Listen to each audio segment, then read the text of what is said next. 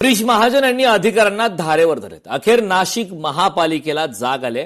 खड्डे बुजवण्यास महापालिकेकडून अखेर सुरुवात झाली. रस्त्यांच्या कामांना सुद्धा यामुळे वेग आलेला आहे. गिरीश महाजन यांनी अधिकाऱ्यांना धारेवर धरलेत. अखेर नाशिक महापालिकेला यामुळे जाग आले. खड्डे बुजवण्यास महापालिकेकडून सुरुवात झाली. रस्त्याच्या कामांना सुद्धा त्यामुळे आता वेग आला आहे.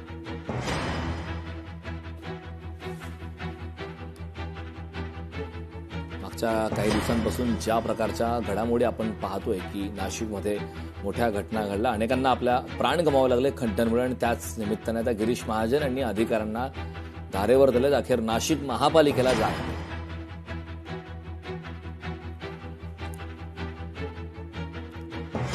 राज ठाकरेंनी केलेला आरोप खरा आहे असं राऊतांनी म्हटलंय. सिद्धिविनायक मंदिर दानचोरी प्रकरणावर राऊतांनी सुद्धा हे वक्तव्य केलंय. तर आरोप करण्याआधी उबाठाच्या काळातील कारभाराचा हिशेब द्या असा पलटवार नवनाथ बन यांनी केला. करायचे सन्माननीय राज ठाकरे यांनी जो स्फोट केलेला आहे त्याच्यामागे फार गंभीर प्रकारचं सत्य दडलेलं आहे.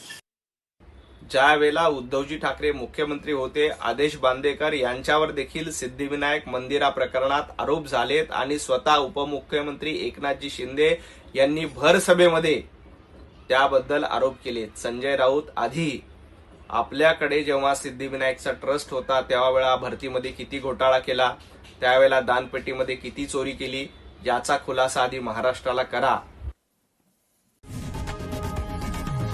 लोकशाही मराठी ऐका, पहा, जागरूक रहा.